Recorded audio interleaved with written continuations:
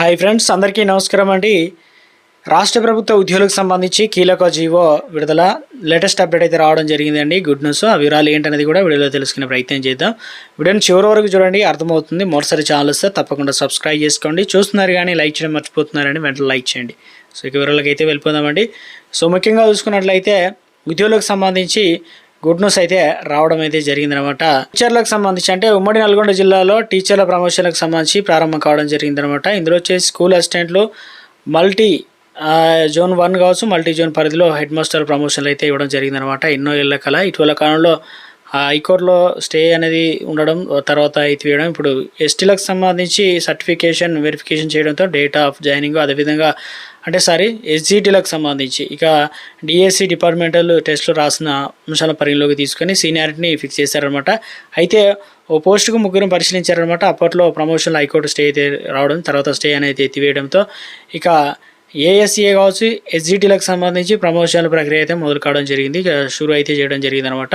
ఇందులో వచ్చేసి రోస్టర్ పద్ధతిలో స్కూల్ అసిస్టెంట్ ప్రమోషన్ల ప్రక్రియ ప్రారంభం కావడం జరిగింది. అదేవిధంగా ఇటీవల ఎస్సీ టీచర్లకు సంబంధించి 10%, ఎస్టీలకు సంబంధించి 10%, దివ్యాంగులకు 4% రిజర్వేషన్ కల్పించాలని ప్రమోషన్లు అయితే ఇవ్వాల్సి అయితే ఉంది. ఈ ప్రక్రియ 26లోగా అయితే పూర్తి చేయనున్నారన్నమాట. ఈ నెల 26 తర్వాత ముఖ్యంగా గుడ్ న్యూస్ అయితే చెప్పడం జరిగిందనమాట.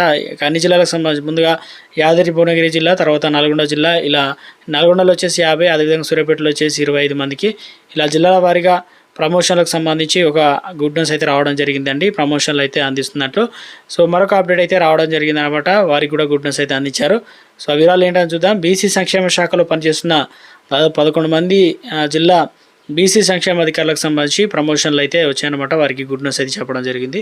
ఈ మేరకు బీసీ సంక్షేమ కార్యదర్శి శ్రీధర్ బాబు ఉత్తర్వులు అయితే జారీ చేయడం జరిగిందనమాట.